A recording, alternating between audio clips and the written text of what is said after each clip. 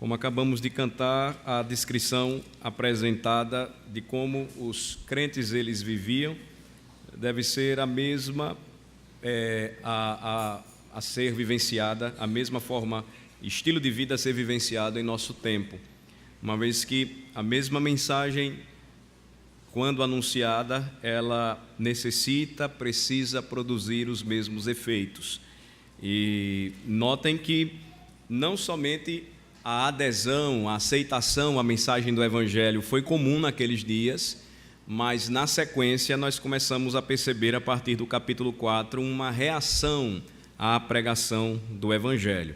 Nós falamos um pouco disso na mensagem passada. Hoje nós combinamos que eu iria tratar com maiores detalhes o conteúdo da pregação do apóstolo Pedro. Eles estavam presos, vejam comigo novamente versículos de 1 a 4.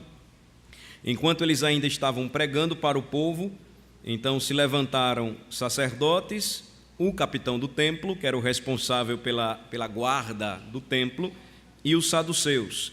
Então, contra o evangelho, nós sempre vamos perceber até mesmo posicionamentos ou ideologias diferentes se levantando para combater o nome de Jesus. Aqui nós temos os sacerdotes e os saduceus, que tinham visões de mundo bastante diferentes, enquanto os sacerdotes, aqui representados pelos fariseus, os escribas, eles criam na ressurreição. Os saduceus não criam na ressurreição, eles criam nos anjos, seres angelicais e demônios. Os saduceus não criam em nada disso.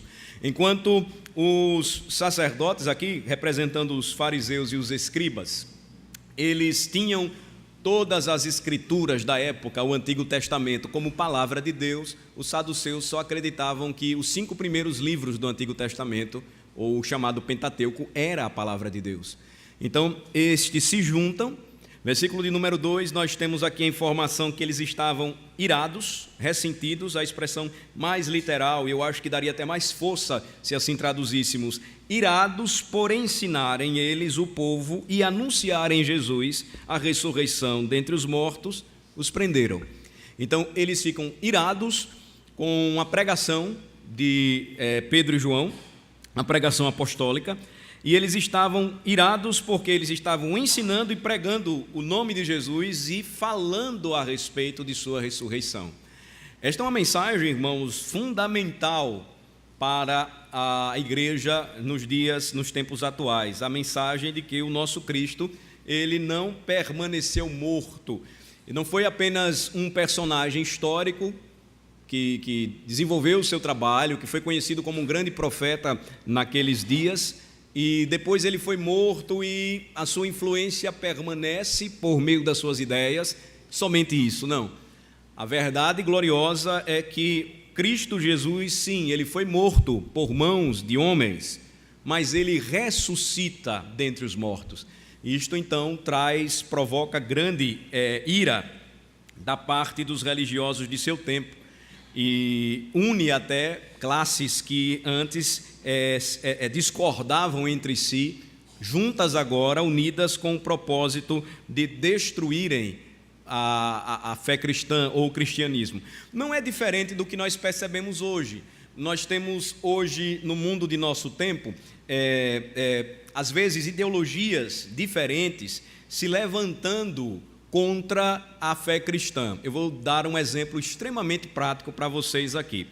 Você vai encontrar no mundo em que nós vivemos hoje, por exemplo, ideologias anti-Deus se unirem a ideologias radicais, religiosas radicais, como o islamismo, unidas num só propósito de apagar o cristianismo da terra.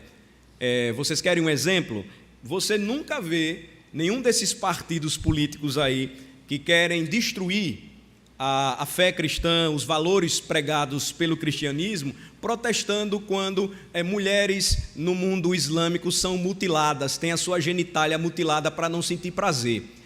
Eu nunca vi nenhuma dessas feministas do sovaco cabeludo aí protestando nas ruas porque os muçulmanos estão matando mulheres, oprimem mulheres, o que o cristianismo não faz.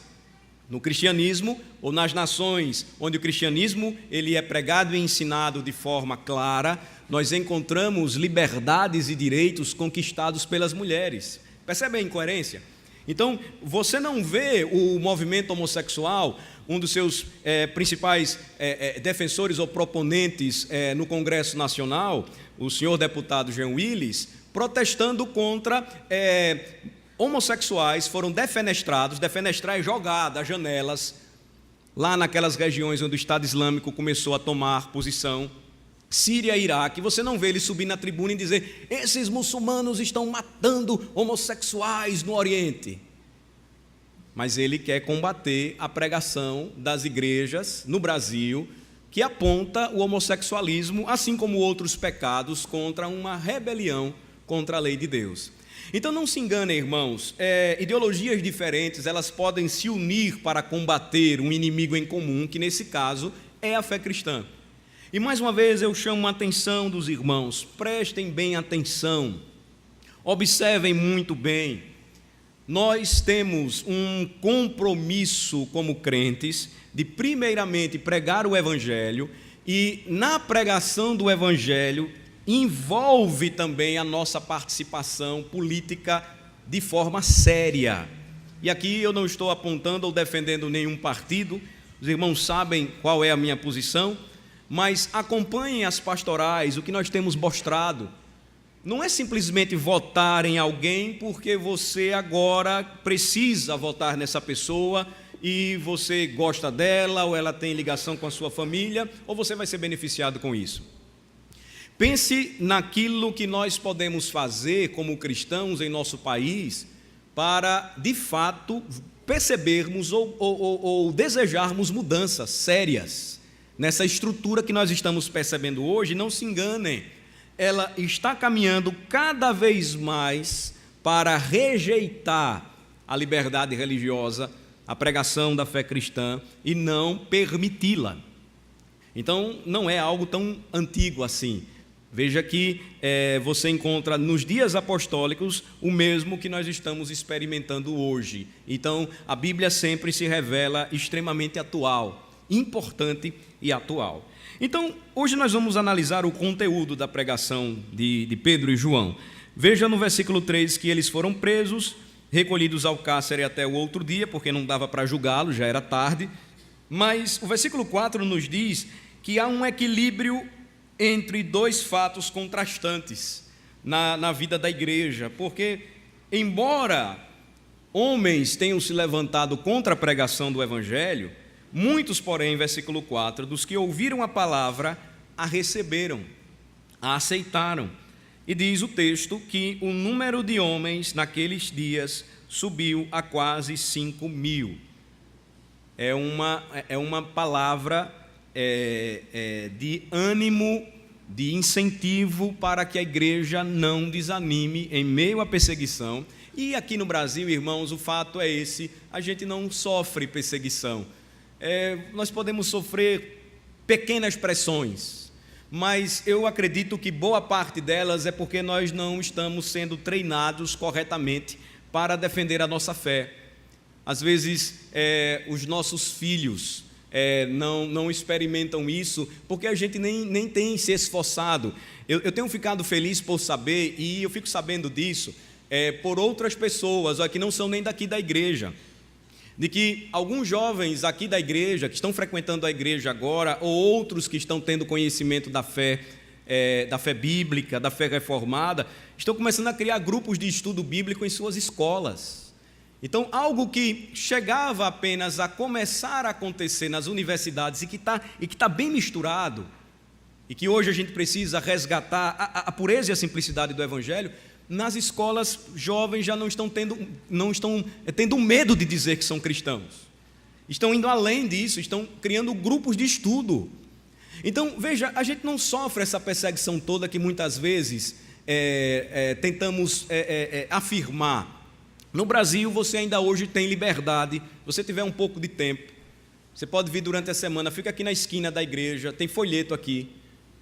Eu desafio você, entrega uns 1.000 folhetos aí. dificilmente alguém vai rejeitar esse folheto, ou vai dar um tapa em você, ou vai cuspir na sua cara, e você vai fazer um trabalho interessante.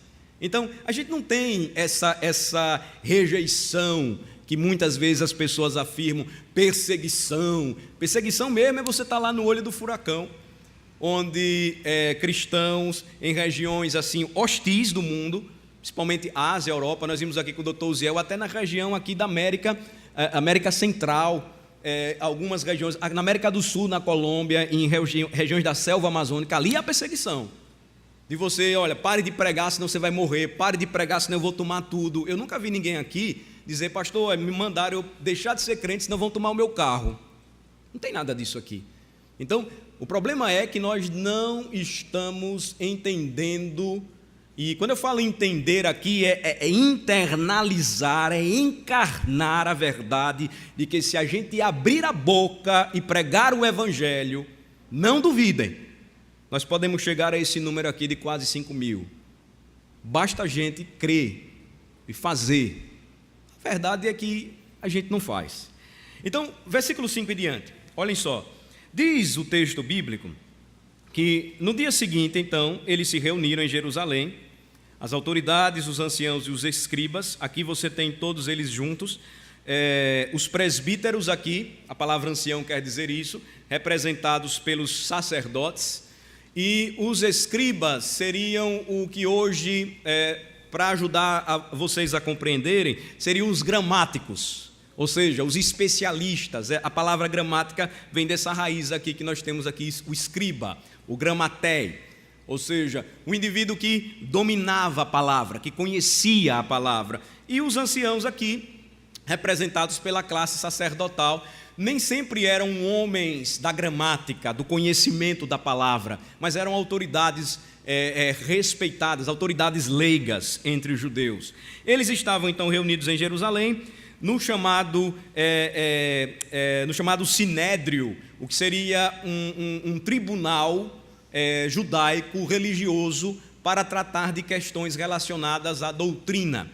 Então, quem estava lá? Versículo 6, o sumo sacerdote Anás, Caifás, seu filho, João e Alexandre. Nós não temos muita informação a respeito deles no Novo Testamento, mas todos eles estavam reunidos, e os que eram da linhagem do sumo sacerdote. Então, existia uma linhagem desde os tempos antigos, nós aprendemos isso na Bíblia, daqueles que eram separados para exercerem o ofício sacerdotal. O que é que eles fizeram? Versículo 7, colocando-os diante deles, né, e pondo-os perante eles, começaram a questioná-los, começaram a arguí-los. Então, por que eu disse aos irmãos que no Brasil nós não experimentamos isso? Porque ainda hoje você nunca percebeu ou ouviu de uma forma muito clara no Brasil, por pregação ou por conta da pregação, pastores ou cristãos comparecendo a tribunais e sendo julgados. Estava caminhando para isso, mas não chegou ainda esse momento, e eu espero que não chegue, para que a gente tenha mais liberdade para pregar. Mas, por outro lado, eu observo que esse equilíbrio entre dois fatos contrastantes parece nos permitir que o Evangelho de fato se revele, porque muitas vezes a igreja, quando ela goza de determinada liberdade, ela vive de uma forma muito tímida, e eu diria mais, ela vive de uma forma indiferente, e eu diria mais, ela se assemelha a aspectos denunciados por Cristo no livro do Apocalipse, semelhantes ao da igreja em Laodiceia, que estava vestida, que estava alimentada, mas que achava que via, e Jesus Cristo disse: olha, mas na verdade você é pobre, cega e nua. Ou seja, você tem tudo, mas acredita que o segredo do sucesso está nessas coisas, no sucesso para o cristão, para o reino. Então, notem que aquele contexto era um contexto adverso, e eles então foram colocados perante o tribunal da época, e eles passaram a ser questionados, arguídos. A pergunta foi no versículo 7, com que poder ou em nome de quem fizestes isto? Eles queriam saber, veja, eles não queriam informações a respeito do nome, da origem, da formação de Pedro e João.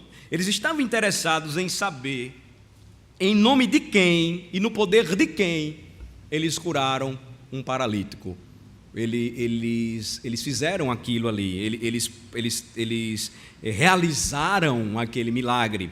O que, na verdade, Pedro, mais uma vez, cheio do Espírito Santo, notem o versículo 8, revelando o destaque que Lucas dá a quem estava conduzindo todo aquele processo, o andamento, o Espírito Santo. Então Pedro, cheio do Espírito Santo, lhes disse, e aqui nós temos então o sermão de Pedro perante o Sinédrio. O Senhor havia dito àqueles homens, antes de partir, o seguinte, vamos para Mateus capítulo 10, relembrar, vamos fazer uma revisão juntos aqui. Mateus capítulo de número 10,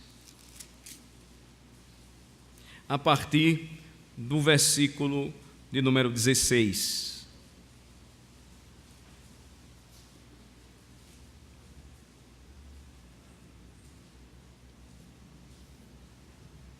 Prestem atenção. Eis que eu vos envio como ovelhas para o meio de lobos. Sede, portanto, prudentes como as serpentes e simples como as pombas. Aqui Jesus estava instruindo os 12 na primeira comissão que lhes deu, é a chamada primeira grande comissão. Ele os enviou para pregar, ele estava preparando-os para isso, e ele vai trazer aqui informações, não somente a respeito daquele primeiro envio, mas do que seria a vida e a história deles a partir dali. Por que eu estou dizendo isso? Veja que o Senhor diz no versículo 16, olha, eu estou enviando vocês como ovelhas para o meio de lobos. Em outras palavras, eu estou mandando vocês para a morte. E seguir a Cristo implica em morrer diariamente para o mundo, vivendo para Ele, e este viver para Cristo, por vezes, implica ou resulta no próprio sacrifício do crente, na própria martirização do crente, que seria o seu testemunho com o sangue. Jesus diz que eles deveriam, portanto, exercitarem a prudência. Portanto, sede prudentes como as serpentes e simples como as pombas. Então, todo o crente precisa aprender com Cristo a agir prudentemente como a serpente e simples como a pomba. Para o reino de Deus, ele sempre deve agir assim, e no cumprimento da sua missão. Aí então nós encontramos o versículo 17, e acautelai-vos dos homens. Por quê? Porque vos entregarão aos tribunais e vos açoitarão nas suas sinagogas. Jesus já estava profetizando o que iria acontecer, notem bem. Por minha causa sereis levados à presença de governadores e de reis, para lhes servir de testemunho a eles e aos gentios. Então, qual era o objetivo? Vocês serão levados até as instâncias máximas dos reinos, para que vocês cumpram o chamado de testemunharem acerca do meu nome. Vocês vão fazer isso, não somente a eles, a que ele está se referindo aos judeus, mas também aos gentios. O livro de Atos dos Apóstolos vai relatar claramente isso, que eles começam testemunhando perante os judeus, mas esse testemunho vai chegar ao conhecimento até mesmo das autoridades romanas. Um dos historiadores da época, chamado Plínio, ele destaca isso. Joséfo também destaca, um historiador judeu antigo, como essa atividade apostólica, ela impactou o mundo de seu tempo, o mundo de sua época. Então, a verdade é que nós precisamos enxergar bem estes acontecimentos, fazendo então uma análise do que nós estamos vivenciando hoje, e aqui eu trago para nós, de uma forma mais próxima, para a realidade brasileira, para que se para que reflitamos se de verdade, de fato e de verdade, nós estamos experimentando tudo isso aqui. Porque o que normalmente eu costumo ouvir é o seguinte, de indivíduos que se dizem muito crentes, é que eles são grandes fofoqueiros. Essa é a grande verdade, muitas vezes, de pessoas que se apresentam como crentes em seus empregos. O indivíduo é crente, ele sempre está citando a palavra, ele sempre está reprovando os outros, mas para poder crescer na vida, ele é o maior fofoqueiro da parada lá.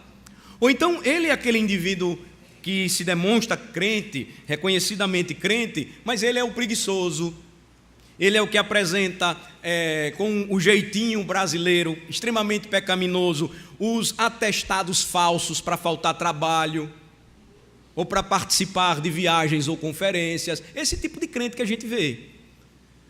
É diferente daqueles, e graças a Deus porque eles existem também, aqueles que você sabe que são crentes, e aí trabalham mais do que o exigido, que estão prontos para servir, muito mais do que desejarem ser servidos. Os chefes, os patrões, eles são bons chefes, porque nem sempre são conhecidos assim. Às vezes o indivíduo está na igreja, o indivíduo prega, ensina, canta, e lá fora ele é conhecido como um mau senhor, como um homem que oprime, como um homem mau. Isso é feio. Então, notem que nós precisamos aprender hoje, entender que servir de testemunho aqui seria, na verdade, agir com essa prudência de uma serpente e a simplicidade de uma pomba. Notem que a serpente, ela nunca vai, ela sempre vai desviar do caminho se ela vir você. Já perceberam isso? Não sei se vocês já se depararam com uma serpente. Eu lembro que na época que nós íamos ainda jovens, garotos, para o acampamento, só os rapazes, a gente ia num período para passar uma semana ou 15 dias lá, com a autorização do conselho. A gente vivia a vida de mato lá, tomava banho de rio, quando tomava banho, né? Comia a qualquer horário lá e fazia aquelas coisas de menino. E a gente às vezes ia tomar banho no Rio das Águas Claras, quando ele era liberado. Hoje está lá uma fábrica, uma cervejaria. Eu lembro que em uma daquelas caminhadas para lá, atravessou na estrada, que ainda era de pissarra, uma cobra grande. A cobra parou, quando ela avistou que nós estávamos ali, ela abriu, ela não ficou. Agora, se você for até o encontro dela para se defender, a prudência da serpente vai fazer então com que ela escolha a hora certa para atacar você. Ela vai ter que se defender. Então, essa deve ser a postura do crente diante do mundo. Ele faz o seu trabalho, ele cumpre os seus horários, ele faz as suas atividades diárias, ou na escola, ou em casa. Ele atende ao que o Senhor lhe manda fazer, testemunhando. Quando precisar, então, se defender, ele se defende. Infelizmente, não é isso que a gente vê, não é isso que a gente percebe tanto hoje. Mas aí voltem para a orientação que Jesus deu.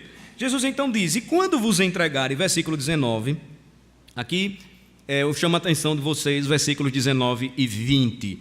E quando vos entregarem, não cuideis em como ou o que haveis de falar, porque naquela hora vos será concedido o que haveis de dizer, visto que não sois vós os que falais, mas o Espírito de vosso Pai é quem fala em vós. O que Jesus está dizendo aqui, a sua profecia era a respeito do que aconteceria após o dia de Pentecostes. Após o dia de Pentecostes, então, revestidos do poder do Espírito Santo, os crentes não falariam apenas por si mesmos, mas falariam da parte de Deus, e muitas vezes, quando lhes faltassem as palavras, não deveriam temer, porque o Espírito que habita neles estaria então falando por meio deles. Isso aqui faz uma grande diferença, irmãos, quando nós entendemos a nossa vida no mundo, chamados a dar testemunho da nossa fé. Às vezes nós temos medo de falar dos valores que cremos, do Senhor Jesus Cristo que morreu por nós e ressuscitou, porque nós sempre usamos a mesma desculpa, nós não sabemos falar. Jesus Cristo então nos conforta, mostrando que Ele sempre capacitaria os seus para falarem o que Ele deseja, no tempo certo e no momento certo. Mas para isso a gente precisa abrir a boca. A gente precisa exercitar a arte de falar e de comunicar. E notem que nós temos facilidade, às vezes, para conversar sobre diversos assuntos. Vamos parar aqui para pensar numa coisa bem prática. Futebol. Você senta para conversar com alguém que gosta de futebol ou qualquer outro esporte, ele fala de uma forma fluente. Qualquer área do saber, política, o ser humano é político por natureza, ele vai falar com uma fluência muito grande. Entre os jovens, filmes e séries, ele vai falar de uma forma que vai se demonstrar doutor no assunto. E quando é para falar sobre o Evangelho? Por que a gente se trava? Por que a gente tem dificuldades? São temores que temos dos homens? Inibições naturais, porque muitas vezes sentimos com medo de falar a respeito da nossa fé? E na grande maioria das vezes, despreparo mesmo. Por quê?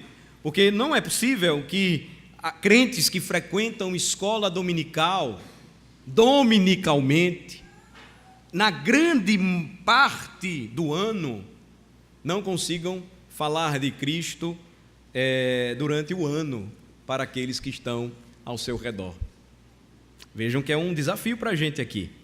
Não é somente o desafio do pregador, mas o desafio de todo crente falar de Cristo diariamente. Mas lembre-se, da forma certa. Da forma certa. Aí você volta comigo para Atos capítulo 4, para a gente então olhar a última parte e não delongar mais do que o obrigatório. Então, Pedro, cheio do Espírito Santo, versículo 8, ele começa a pregar. Nós já fizemos uma observação rápida no domingo passado, me permitam aqui apenas citar alguns detalhes. Ele começa, então, autoridades do povo e anciãos, agora ele está diante das autoridades. Visto que somos interrogados hoje a propósito do benefício feito a um homem enfermo e do modo por que foi curado, a mesma palavra relaciona cura e novidade de vida, salvação, como eu falei aos irmãos anteriormente. Tomai conhecimento, versículo 10, vós todos e todo o povo de Israel, de que em nome de Jesus Cristo, respondendo à pergunta deles, com que poder ou em nome de quem fizestes isto?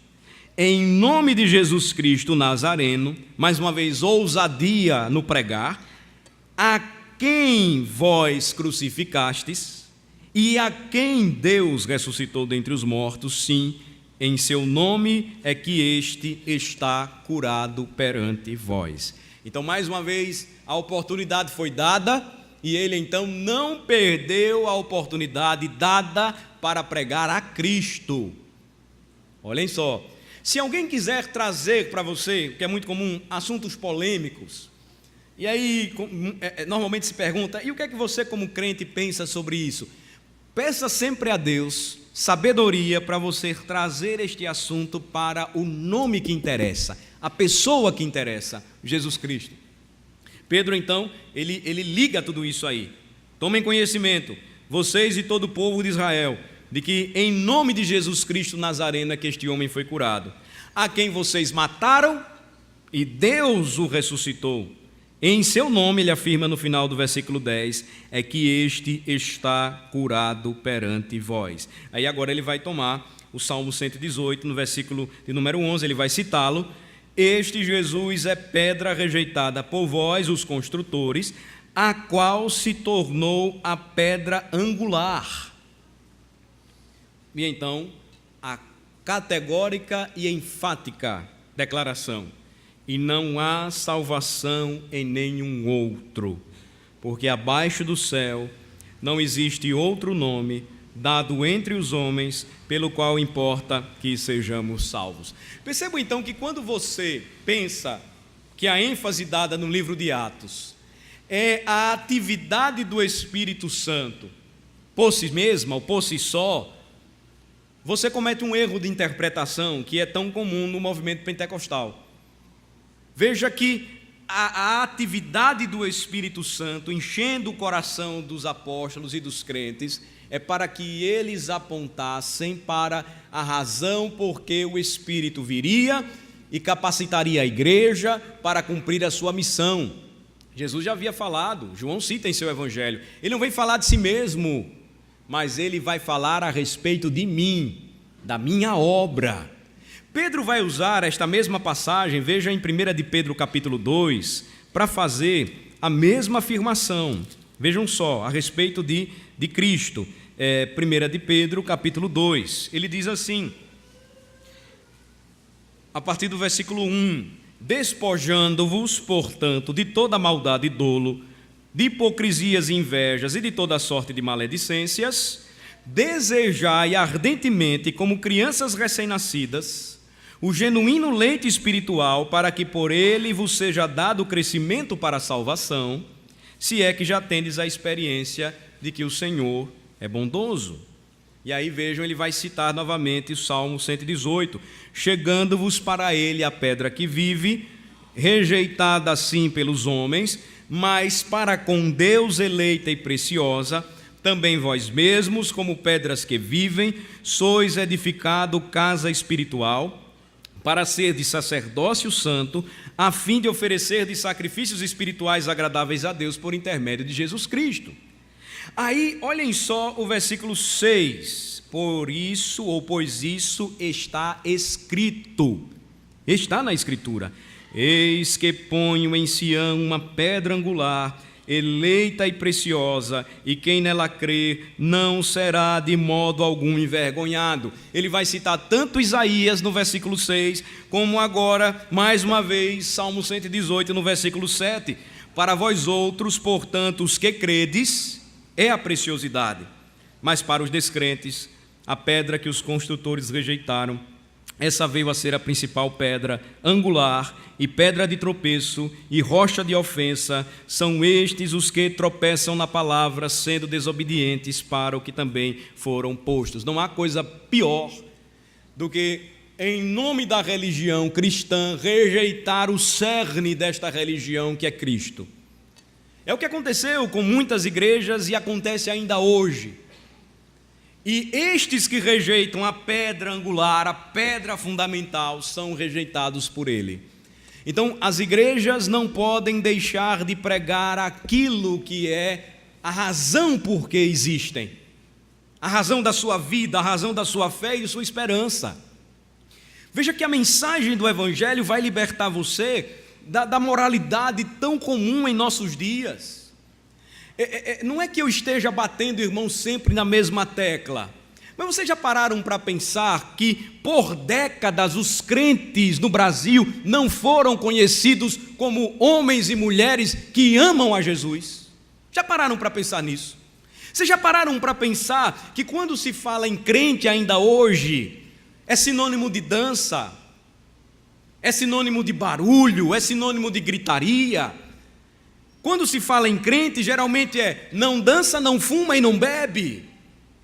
Nunca se diz, não, ele é crente porque ele diz que só Jesus salva, que não há outro nome senão o nome de Jesus, e que só Jesus conduz o homem para o céu. Existe alguma coisa errada aí. E a questão não é apenas a propaganda enganosa lá de fora, é a propaganda enganosa dentro das igrejas, a partir dos púlpitos. Se você tira Cristo, o que sobra para você pregar? Moralidade. Não faça isso, não faça aquilo, não toque nisso, não toque aquilo, naquilo, e não o que o Evangelho vai produzir no coração do crente, uma vida santa, piedosa, onde ele vive como gente. Esse é o terceiro pastor presbiteriano em Minas Gerais que se suicidou, agora, sexta-feira. Por quê? Várias vertentes aí podem ser analisadas, mas a principal delas, a que sempre se destaca, vivia em profunda depressão. Por quê? Muitas vezes as pressões que sofrem, não somente os crentes, mas principalmente os pastores, para que se apresentem como super-homens. Para muita gente, pastor não faz cocô, pastor não faz xixi, pastor não é gente. Me desculpem a linguagem, às vezes parece que eu estou sendo muito... Mas tem gente que pensa que o pastor é anjo, No sentido bíblico, ele é. A palavra anjo, Malaquias ou Malaque no hebraico quer dizer mensageiro, que anjo quer dizer também. Mas ser angelical, o pastor não é. Mas se cobra por vezes do pastor isso. Não se ora por ele, não se sustenta o pastor em meio às suas dificuldades, não se ampara o pastor em meio às suas dúvidas, ele se esconde, não pode dizer às vezes suas fraquezas, nem os seus problemas, porque se ele fizer isso, a primeira coisa que acontece é, bota ele para fora, não serve. Esse é o tipo de cristianismo falso, que as igrejas ainda hoje tentam pregar para o mundo, e sabe qual é o problema?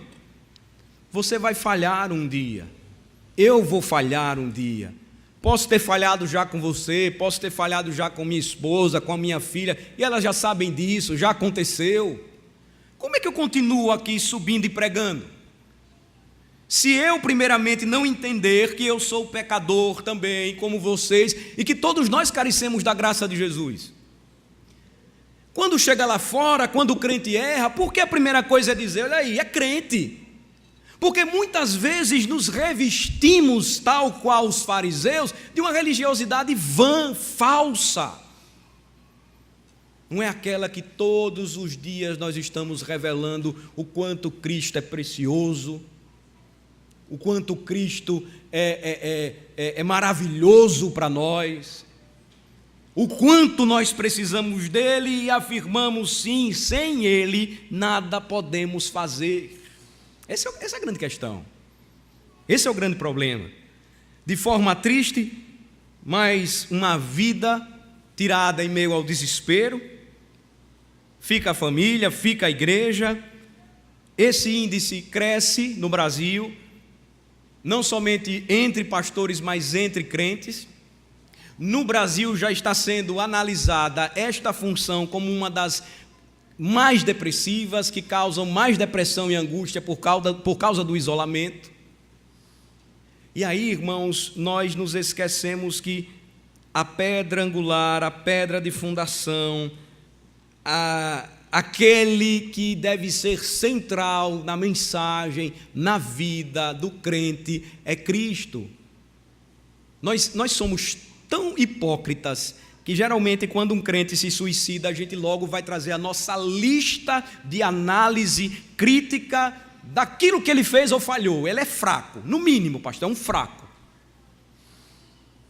Aí a Bíblia vem para mim e para você e diz, olha, aquele que está em pé, veja para que não caia. Porque todos nós somos suscetíveis a isso.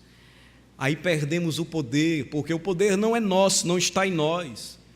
O poder está em vivermos, em testemunharmos, em pregarmos este evangelho em meio às nossas fraquezas, porque nós somos chamados para isso.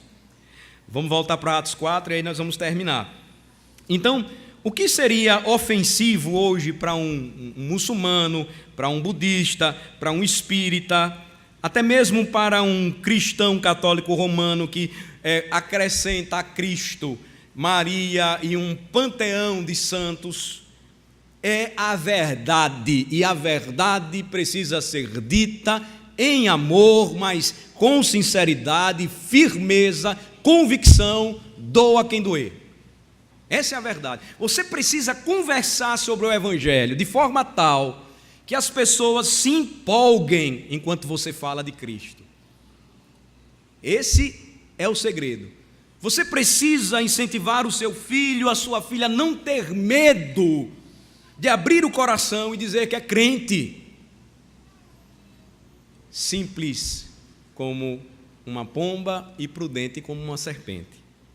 Então, ao verem, já falei sobre isso, só vou terminar aqui encerrando, versículo 13, a intrepidez de Pedro e João, sabendo que eram homens iletrados e incultos, admiraram-se e reconheceram que haviam eles estado com Jesus. É isso que precisam saber de nós, irmãos. Do irmão aqui mais simples ao irmão aqui mais douto, esta simplicidade precisa ser encontrada, achada em nós. E aí vejam, eles não foram vistos Pedro e João como homens diferentes, porque eles tinham um estilo de vida diferente, pura e simplesmente. De imediato, mediante o discurso de Pedro, eles reconheceram que haviam eles estado com Jesus. Quando fui convertido a Cristo, eu lembro que o grande desafio que eu tive foi encarar as minhas velhas amizades. E eu confesso que naquela época, adolescente, o único a iniciar a vida cristã em casa, era muito difícil para mim. As pressões eram muito grandes. E eu lembro que quando já estava um pouquinho mais amadurecido, quase nada, decidi casar aos 21 anos de idade. Era uma doideira naquele tempo, né? O cabo vai casar com 21 anos de idade. Encontrei também uma jovem que interessava também em seguir a doidice e foi comigo com os 23 anos de idade lá para Recife. Doidice no bom sentido, né? Porque hoje o cara só quer casar com 30 anos, 35. Ele vai casar com 50, perde aposentado desse jeito. Aí o que foi que aconteceu? Aconteceu que quando eu fui levar os convites, eu fui convidei alguns amigos meus, alguns vieram para o casamento. Eu lembro que um grande amigo meu, eu fui entregar o convite na casa dele. Perante ele e a esposa, ele começou a me questionar. Porque eu era muito amigo, andava com ele, crescemos juntos, praticamente assim. Ele um pouco mais velho que eu. E aí, em determinado momento, ele chegou e disse assim: rapaz, você está falando igualzinho a crente. Ou seja, na linguagem, à medida que ele me perguntava, e logo, sendo eles católicos, a questão foi sobre Maria, eu pedi a Bíblia deles, que era católica, abri e comecei a mostrar. Ele disse: não, você está falando igualzinho a crente. O reconhecimento, então, irmãos, que os homens precisam ver em nós, antes de sermos alguém na vida, é que eles confessem que, de fato, nós temos estado ou andado com Cristo. É o que importa, é o que interessa. E aí, então, vendo com eles o homem, versículo 14, que fora curado, eles nada tinham que dizer em contrário. Olhem só que interessante. O que é que eles iam dizer? E então, mandando sair do sinédrio, começaram a consultar entre si o que é que eles iam fazer com eles. Versículo 16. Pois, na verdade, é manifesta a todos os habitantes de Jerusalém que um sinal notório foi feito por eles e não o podemos negar. O que vai acontecer quando começarmos a seguir a Cristo de fato, é que vão falar, vão lembrar. Quem era Alain? Alain era aquele que vivia com a gente, Alain era aquele que ia para as farras, Alain era aquele que zombava de crente, mas hoje ele é crente. Eles vão falar, eles não têm como deixar de falar, mas também não podem negar que hoje você mudou de vida. Essa é a realidade. Eles fizeram algo que não podia ser contestado. Mas aí vem o versículo 17, para que não haja maior divulgação entre o povo, vamos tomar uma solução aqui. Vamos ameaçá-los, para não mais falarem neste nome a quem quer que seja. Chamando-os, ordenaram-lhes que absolutamente não falassem, nem ensinassem em o nome de Jesus. Mas Pedro e João lhes responderam: julgai se é justo diante de Deus ouvir-vos antes a vós outros do que a Deus, pois nós não podemos deixar de falar das coisas que vimos e ouvimos. Você pode não sofrer a ameaça desta forma, deste modo, mas muitas vezes os homens tentam pressionar você para que você deixe de dizer ou falar a respeito do nome de Jesus. Não se cale. Seus professores na faculdade vão zombar de você, na escola vão tentar desmerecer a sua fé, mas não tenha medo, não se cale. E quando desafiado a voltar-se contra Cristo, considere o que Pedro e João responderam àqueles homens no versículo 19: julgai se é justo diante de Deus ouvir-vos antes a vós outros do que a Deus, pois nós não podemos deixar de falar das coisas que vimos e ouvimos. Aquela bonita frase que diz, pregue o evangelho, se possível, com palavras, não se encaixa aqui em Atos 8, não, ou em Atos 4. Porque pregar o Evangelho envolve falar o Evangelho. Testemunhar o Evangelho envolve falar a respeito de Cristo. Eu sei que muitas vezes o seu testemunho será dado no silêncio, quando você faz tudo para a glória de Deus. Mas isso não quer dizer que você deve ficar calado, não. Você deve falar ao mundo que você é crente e que você serve a Cristo, porque Ele salvou um pecador como você e oferece o seu Evangelho a todo pecador que nele crê, concedendo-lhe a vida eterna. Eles então, depois disso, ainda os ameaçaram, versículo 21, mais ainda, tiveram que soltá-los, não tendo achado como castigá-los por causa do povo, porque todos glorificavam a Deus por aquele acontecimento. E o texto então encerra dizendo que aquele homem tinha mais de 40 anos. Ele era muito conhecido, aquele em quem se operara essa cura milagrosa. Eu finalizo, irmãos, lembrando aos irmãos o seguinte: a Escritura diz que o crente deve obedecer às autoridades, deve se submeter a elas, mas existe um limite para isso. O limite sempre será aquele que tentar nos forçar a negar a nossa fé, o nome de Jesus, os valores que Ele nos ensina na palavra. Quando você for desafiado e tentado a isso, lembre-se que Atos 4, somado a Atos 5, 29, nós ainda vamos chegar lá, deixa claro para nós. Em outro momento, Pedro e os demais apóstolos foram ameaçados a deixar de pregar. E aí em Atos 5, 29, Pedro e os demais apóstolos afirmaram: antes importa obedecer a Deus do que aos homens. E ele concluiu: nós somos testemunhas destes fatos. Você e eu somos as testemunhas de Jesus neste terceiro milênio, século 21. Não podemos nos calar diante da urgência de pregarmos o Evangelho, de sermos testemunhas do Evangelho e de conhecermos de fato a Cristo para fazê-lo conhecido entre os homens. E lembrem-se, muito mais importante é que conheçam você, acima de tudo, como uma pessoa, como um homem, mulher, jovem, como uma criança que anda com Jesus. Ele é, de fato, filho de Deus, serve a Jesus. Isto está acima de todas as coisas. E não podemos abrir mão desta gloriosa verdade. Vamos orar. Senhor, nosso Deus e Pai, ajuda-nos a compreendermos a Tua palavra, a percebermos a urgência em nossos dias de crentes que amam ao Senhor e porque amam ao Senhor Jesus Cristo, são decididos, corajosos, ousados no testemunho do Evangelho. Ó Senhor, concede-nos a graça de sermos reconhecidos como aqueles que têm estado com Jesus.